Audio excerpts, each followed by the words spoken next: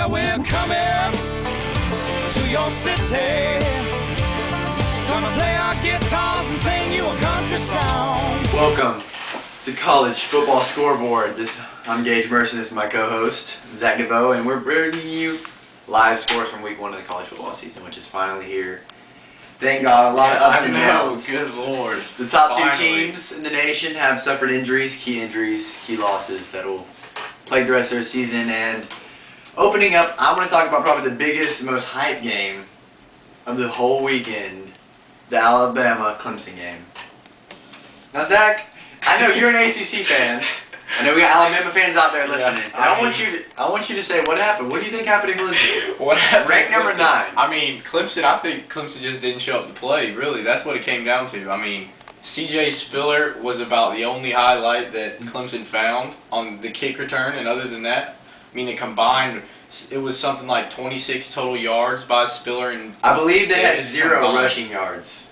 Clemson had 0 rushing yards from the best running back field in the nation.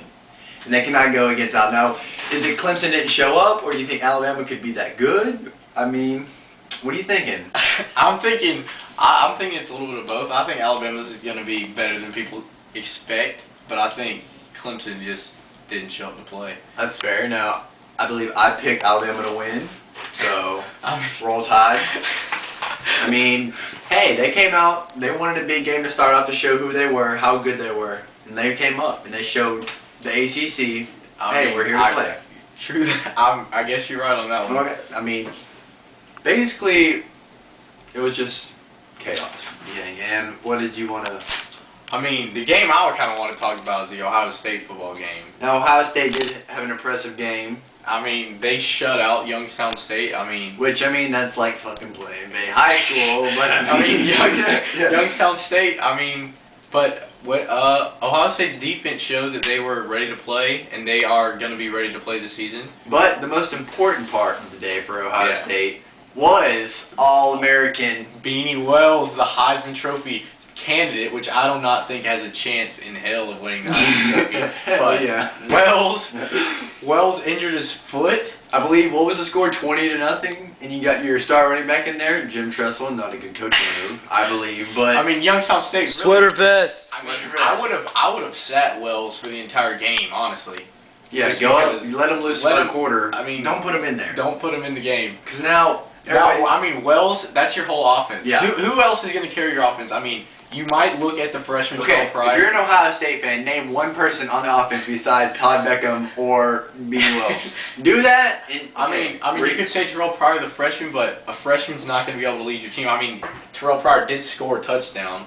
But it wasn't that impressive. It wasn't as impressive as most people suspected Terrell Pryor's first touchdown in college football to be. So, Ohio State comes down with a key injury. This kid played their whole season, and they're not going to release any more results until Monday. They're not going to say any further injury. But the number 1 team in the nation, the Georgia Bulldogs, also had a key injury. And what was the key injury to the defensive tackle? What was it? Jeff Owens. Out for the season. A key part of the defense. And Georgia played good against Georgia Southern. They didn't score until late. 45-21 was the score on that one. Stafford had a good game. Noshawn scored 3 times. But he did not lead the team in rushing, though. The backup running back for Very Georgia. true. Which shows depth in the running back field. So, Georgia But Mark Richt was smart. He took his star player out when they were winning. He's a smart coach.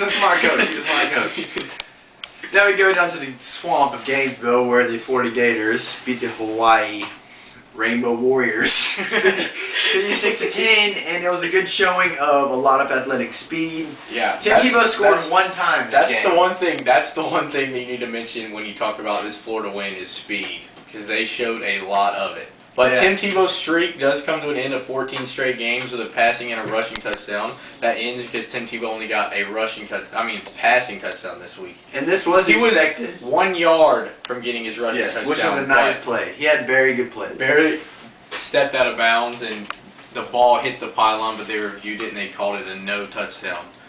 So basically, you have the top 3. Oklahoma rolls over Chattanooga 57-2, and USC beats Virginia 52-7 in an impressive showing of Mark Sanchez with a sprained knee. In the top 5, basically every team showed up to play. Key injuries at the top.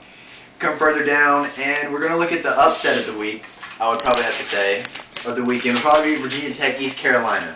That was definitely a big upset. Now, I don't know if you can call this, Virginia Tech came in with replacing, a lot of people.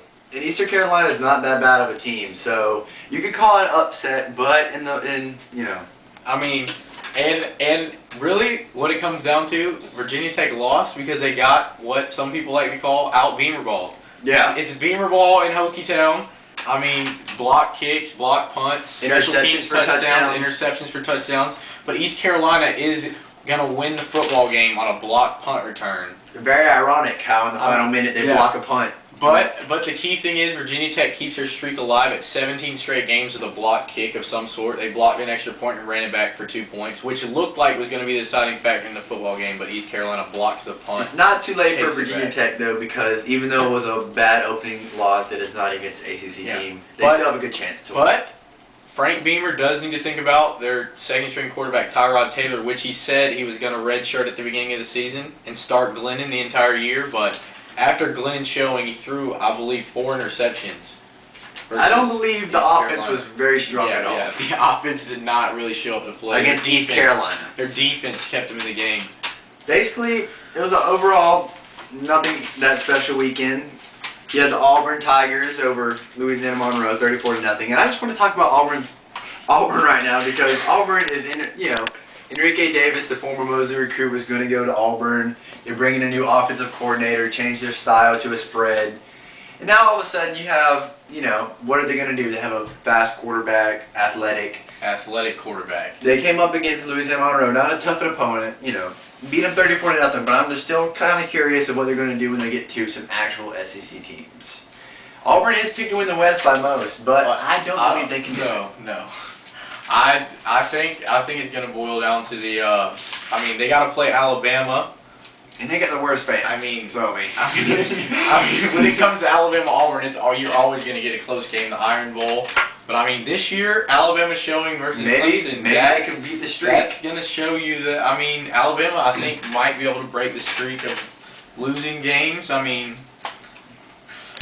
We'll see. So final scores, we have Mizzou over Illinois 52-42. LSU beats Appalachian State, the battle of the champions, 41-13.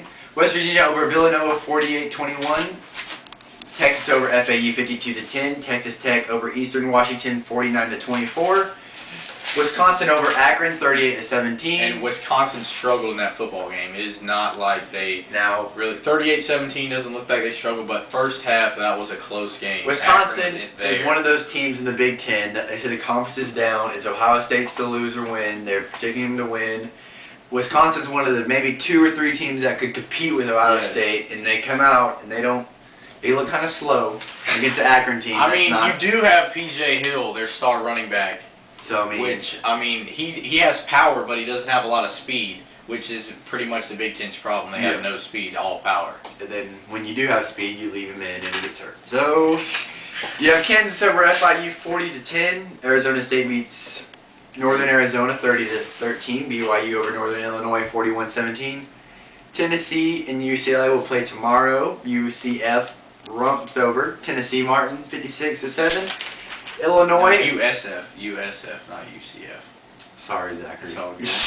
Oregon beats Washington 44-10. Penn State over Coastal Carolina 66-10. And Joe Paterno ties Bobby Bowden with most career Division I wins. But Bobby Bowden should claim that back this weekend. State. Yeah, I don't know. I think Penn State could be the team to beat Ohio State in that Big Ten. Penn State might.